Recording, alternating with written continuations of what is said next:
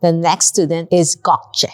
Gotchke is from Istanbul, and she's been suffering from diastasis recti, postpartum that she had, and she has prolapse, grade 2 level. And she was an acrobat before her. Even during her prenatal, before she had her baby, she was still doing acrobatics without problem until she had a terrible labor that took 48 hours to accomplish and had C-section. So what happened? She has a lot of muscle imbalance and her pelvic floor is so weak. She's very flexible, but she was so pleasantly surprised that her hip internal rotators are very weak.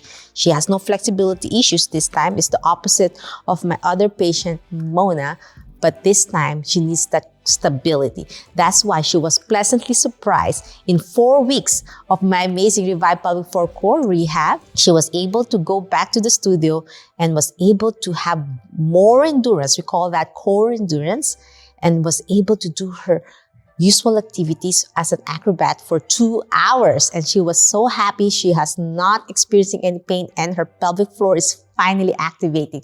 Watch her amazing testimony over here. Hi, Gotchke. Welcome to Revive Pelvic Floor Core Rehab. So far, so good with the program. I could see you're doing great. Yes, I'm doing it every day. I think I missed only 2 days, and one of them was New Year's. So yes, no worries. We have to see families too, right?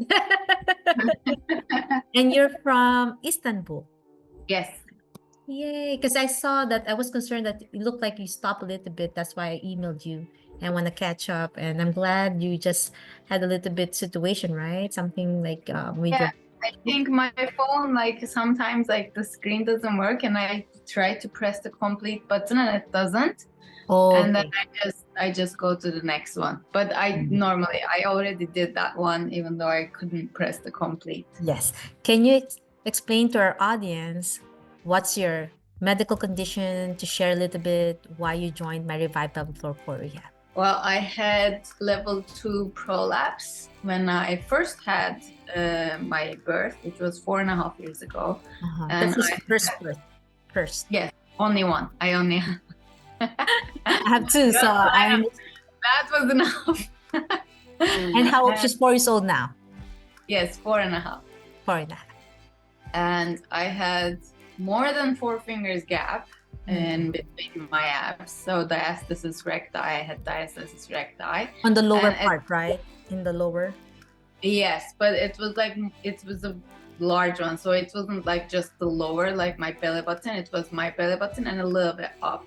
So it goes near the diaphragm. Yeah. Yes, because they had to like push over here, right? In between my ribs. They pushed a lot with their elbows and not properly. So from here up until my belly button, it was separated. And I think some of the nerves also got damaged. I didn't have a feeling for a long time over there. And I think there was a rip as well. So there was kind of like umbilical hernia, but it didn't like properly open. Yes. But it was like there was occasionally something was coming out and then it went back in. Yeah. So I got all of them, I think. I had them out too. But it's normal, no C-section? No. Yeah. It was, well, I mean, I wouldn't call it normal because except the C-section, I had all of the above, everything that was done. Yes, it's a lot, yeah. Yeah, it was 48 hours too, so it wasn't. Yes, I went through 3 days in labor. That's not fun. It was not fun. No food for 3 days. You're not allowed to eat. Ice chips only, right? Because you don't want to eat at some point. I think I was going to lose my mind and they gave me nuts. So yeah, it was not safe because they were risking when you vomited it out and you could choke. But yeah, I still vomited and I almost choked on my own saliva. Ouch. Ouch. And then I'm thankful my mom was there and saw me convulsing there and can't breathe. They placed me on a room after they cleaned me up, not realizing I'm gonna vomit by myself. And my mom passed by and saw me choking. Oh my God. They left you alone? Yes, it was bad. Well, they were with me for a while and then they thought I was just resting. I didn't realize I'm gonna vomit there. It didn't happen, like it happened 2 hours later. You know what I mean? Like in the After 3 days of no food, exhaustion, trying to do normal delivery, squatting, doing my deep squat. But if it's not opening up to 4 centimeter, after the third day, finally the doctor said we'll do C-section. But they made the mistake of waiting too long as well. But the C-section, the 3 days labor, the diastasis recti, the umbilical hernia, all the pressure points, you know what I mean? Yeah. And thank God I healed. But it took me a while also, just to let you know, because I can't even walk in the treadmill for 5 minutes in the first 6 months. That's how deconditioned I was. I could not hold either. Like I was a professional athlete and acrobat. Yes. When before I gave birth, and I was doing handstands when I was 7 months pregnant. Wow. It's no problem. Like it was all still comfortable because I was strong. Training 5-6 hours a day. And then I gave birth, and I for 2 months I couldn't sit. And when I was laying down, I couldn't lift even one leg. Yeah. I can't even get up. I have to roll myself. Yeah. There's pain too. There's pain. Yes. But so far, you've been doing up to week 4 now. How's the program so far? I'm looking at the computer here. It's great. I mean, even I can see the difference that it makes. And I have done a lot of work previously, my more than 4 finger gap was down to 1 finger. Yes. From what I was doing previously, but it didn't help for some reason to properly engage my pelvic floor. I went to a lot of specialists before you. Wow. Wow. Yeah, and it didn't help. And I did I tried all of these different breath techniques, and every single one made a little tiny bit of difference, but I didn't feel I kind of feel you should at some point start feeling the automatic engagement of the abdomen. Start get up off of the couch and start to do something. I didn't have that. I still I was feeling there's nothing. There was dead muscles hanging. That's why it's prolapse. It was the gravity pulls it down. There's nothing to hold it up to contract. But now, how are you feeling though? You felt I'm feeling great right now. And even I was talking to my sister, and she was like, you know what, maybe you should come to the studio at some point. Maybe we'll just roll around the floor. And I felt up for it, but I was very careful to do a proper warm-up before with the day 10-minute daily exercise that I do from your program. And then I just started slowly doing something, and it's great and it's amazing. And it's I could feel my body engaging, my core is working. I wasn't even tired after. I didn't even realize we were just playing for 2 hours in the studio. Yeah. That's a good core. That's a big leaps and bounds of core endurance.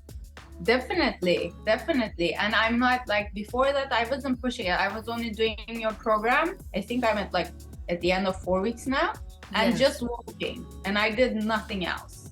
I dropped all workouts or whatever's. So I just with just 10 minutes every day, and a little bit walking. Mostly uphill. That was, and I was trying to be more mindful of my breathing pattern when I was walking too. Try to feel if there is engagement or not. You really learned a lot of my never-ending inhale, exhale in my videos, even though it's annoying. No, it's definitely it's a lot of verbal cues. Some of my comments, you talk so much. I need to talk. Yeah. Or else you will let go. That breath is the pinnacle of the program. If you notice, I never end. Even you'll see it in week 5, week 6, you'll see I'm still talking about breathing. I'm not speeding it up, but it's gonna get faster so we can cover more. It's gonna be longer videos in the future to get that goal for handstands again, with that core strength, with confidence again, and making sure there's no pain there also when you have your intimacy with your husband or whatever your goal is. Well, but I'm so happy that you're seeing progress. Just imagine the function of pelvic floor is not just for core strength. You need to able to relax it because she has that tightness that she can't open. And Well, she loved I my think butterfly. my problem was the opposite, actually. Oh, you're so flexible. Because my hips, I don't know if you will understand this because it's in European numbers, but my hips were 34 before, like, I gave birth, and now they're 38. Oh, so it's like, yeah, that's 4 centimeters. It's I like- centimeter.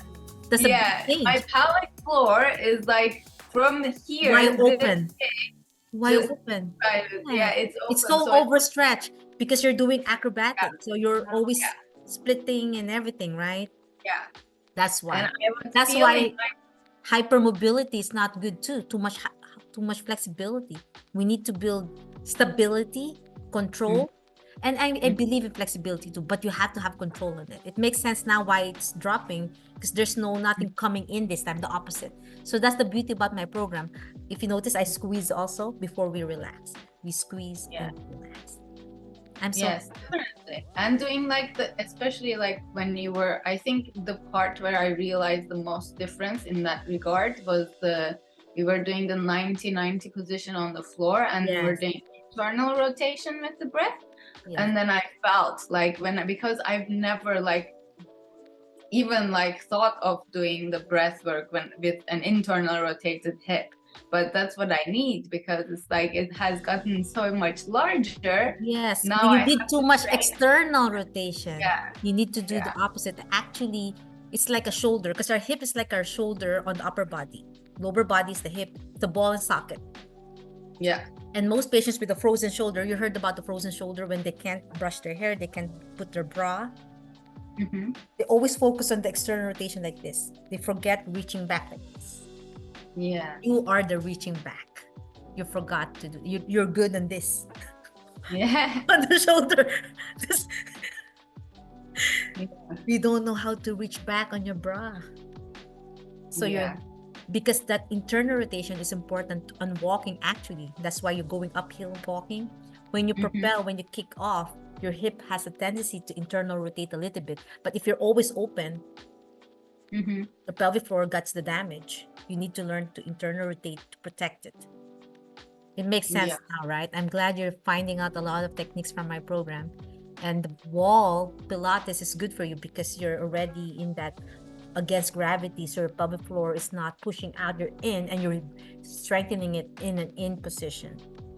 Yes, definitely. I love the wall Pilates sections. Like, I'm waiting for it. And it's like, today it's wall, yeah. Yes. And sometimes I skip there. It's not every day 4 is the wall. There's sometimes it's ending. Sometimes welcome is the beginning of our week. We're gonna do wall first, or day 2 is our wall. In week 5, day 2 is wall. So you're getting there. And you did the week 4 until day 4. You're almost at the week 5 with the foam roller and the thoracic spine for your posture, which is good for you with the ankle weights. That's great. And then we're gonna do some standing yoga, which is a big deal for your pelvic floor because this will help stability. You'll be surprised balancing on one leg is hard for you, I think. Because of we'll see. Probably on one side anyway. Yeah, because the yoga we did so far in week 3, you haven't done the standing yet. This is the first standing this week. Yeah. You're gonna feel it. You might need the countertop to hold on because we're still building the strength. It takes time to build strength, but in 4 weeks you see the dramatic improvement. Just imagine in 2 hours you were playing in the studio without problem. Just imagine when you increase the stability of your hips and your pelvis, then you're gonna be maybe 4 hours someday. Just like a kid again. Hopefully, because my goal is like, I want to this like physiotherapists, and to be honest, there's not many in Turkey that understands about pelvic health. But like in Istanbul, right? Istanbul? Yes, Istanbul. There's not a lot of therapists there? Not a lot that understands pelvic health. Like, there's a lot of great physiotherapists, but they don't understand about pelvic floor. I think that's like an extra thing that they don't teach here for some reason. I don't understand. Like, I was going to them and I was saying, look, I need to be able to hold onto a bar with my hands and pull my knees up and invert, go upside down without any problem. Like, this is what I want to do. And they were like, Maybe you can't from here. It's almost sounded like my other student I just spoke earlier. Like, just breathe and relax, go home. What? Why did I go to this therapist? I'm paying expensively too. Expensive. It's one-on-one session.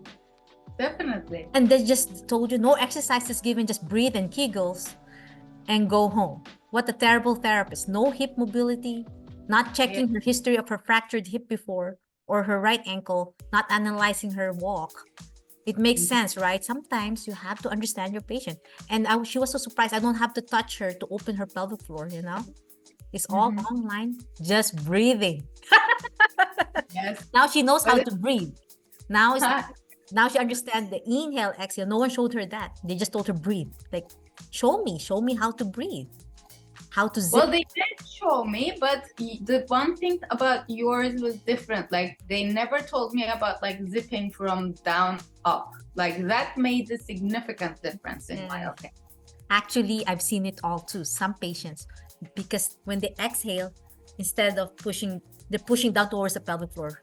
They're tightening it from the upper abs, going to the navel, going to lower abs. And then your pelvic floor gets worse when you breathe wrong. Yeah. And then the zipping up like a jean, you really could feel like you're zipping up a tight jean, you know? Yes. It's a lot of mental. And I'm glad you love that cueing, even though it's non-stop talking in my... But it's always a good reminder, because sometimes, especially now, you just move your hips, right? Sometimes, okay, open your hip to the side, go back center, and then there's no more cueing. Then you're just pushing your pelvic floor down again. Yeah. I know it's nonstop. I always get thirsty after my videos because I breathe out with you guys too, and then I talk. Yeah. There's a lot of multitasking. It's like dancing. Definitely, a lot of it. That's good. I'm glad you love it. How do you say your name again? Gotchke. Gotchke. It's just I have to, because in the, you know, it's a different language with an E with that thing. With the C and the dot under. Beautiful, Gotchke. Beautiful name.